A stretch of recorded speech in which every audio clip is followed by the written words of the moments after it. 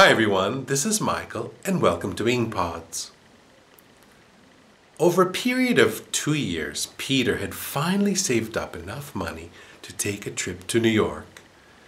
He found a package online that included round-trip airfare and accommodations, with a complimentary breakfast each morning.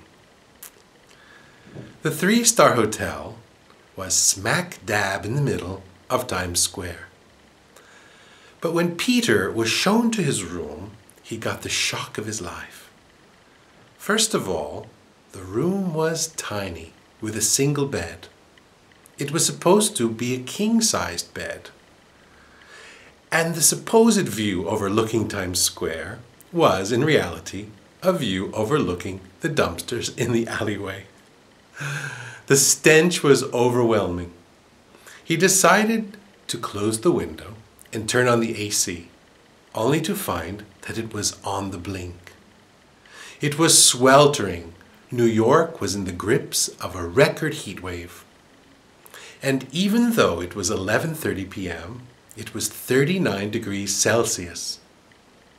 This wasn't how he had imagined his first few moments in the Big Apple.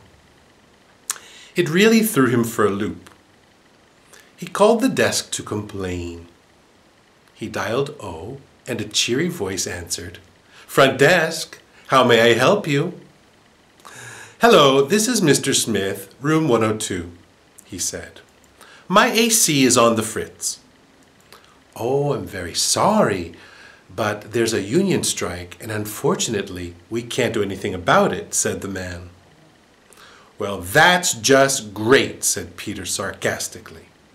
"How am I supposed to sleep with that stench in the alleyway?" "Breathe through your mouth," suggested the voice on the other end. Peter then decided to take a shower and get ready for bed. But when he turned on the water, nothing happened. "No water!" he wondered aloud. "This is unbelievable." He called down to the front desk again. "This is Mr. Smith again in room 102. There's no water in my room." "Oh, that's because there's been a water main break. They're working on it now. You should have water before you know it," said the man. "In the meantime, try to get some rest." "I guess I have no choice," answered Peter. Things weren't panning out as he had imagined. "Grin and bear it," he said to himself as he pulled back the bed cover.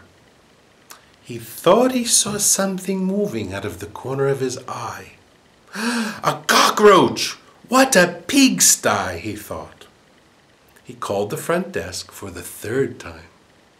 "This is Mr. Smith in room 102. I saw a cockroach in my room." "Only one? There are usually hundreds," said the man. "Look on the bright side," he continued. "At least you won't be sleeping alone tonight." Peter had had enough. He grabbed his luggage, hailed a taxi, and headed for the Plaza Hotel. That's all for now. See you next time. Ciao. Ciao a tutti, sono Michael e benvenuti in InkPods. Per 2 anni Peter aveva messo da parte dei soldi per fare un viaggio a New York. Trovò un viaggio organizzato che includeva il volo andata e ritorno, l'albergo e una colazione ogni mattina. L'albergo a 3 stelle era proprio al centro di Times Square. Ma quando Peter fu accompagnato alla sua camera, ebbe un forte shock. Innanzitutto, la stanza era piccolissima, con un letto singolo invece di uno matrimoniale. E la cosiddetta vista su Times Square era, in realtà, una vista sui cassonetti nel vicolo. Il fetore era insopportabile. Decise di chiudere la finestra e accendere il climatizzatore, ma era guasto. C'era un'affa incredibile. New York stava attraversando un periodo di caldo record. E anche se erano le 23:30, c'erano 39 gradi centigradi.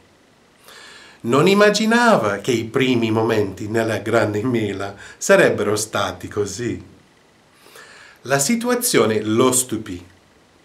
Chiamò la reception per lamentarsi. Premette 0 e una voce gioiosa disse: «Reception, come posso aiutarla?»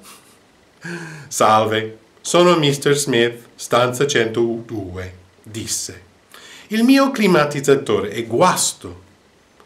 Sono molto dispiaciuto, ma c'è uno sciopero del personale oggi e non ci possiamo fare niente», disse l'uomo alla ricezione. «Fantastico», disse Peter sarcasticamente. «Come faccio a dormire con quella puzza che viene dal vicolo?» «Respiri con la bocca», suggerì la voce dall'altra parte. Peter decise di fare una doccia e prepararsi per andare a letto. Ma quando aprì il rubinetto non successe niente. «Nient'acqua?» si chiese ad alta voce. «È proprio incredibile!» Chiamò di nuovo la reception. «Sono Mr. Smith, camera 102, di nuovo. Non c'è acqua nella mia stanza». «Ah, è perché la conduttura dell'acqua si è rotta. La stanno aggiustando adesso. Dovrebbe avere acqua tra un po'», disse l'uomo. «Nel frattempo cerchi di riposare». «Credo di non avere altra scelta», rispose Peter. Le cose non stavano andando come aveva immaginato. «Pazienza», disse a se stesso mentre tirava il copriletto. Pensò di aver visto qualcosa che si muoveva con la coda dell'occhio. «Uno scarafaggio! Che porcile!» pensò. Chiamò la reception per la terza volta. «Sono Mr. Smith, camera 102. Ho visto uno scarafaggio nella mia stanza». «Solo uno? Di solito ce ne sono centinaia», disse l'uomo. «Guardi il lato positivo», continuò. «Almeno non dormirà da solo stanotte». Peter ne aveva abbastanza. Prese i bagagli, fermò un taxi e andò al Plaza Hotel. È tutto per ora. Alla prossima. Ciao.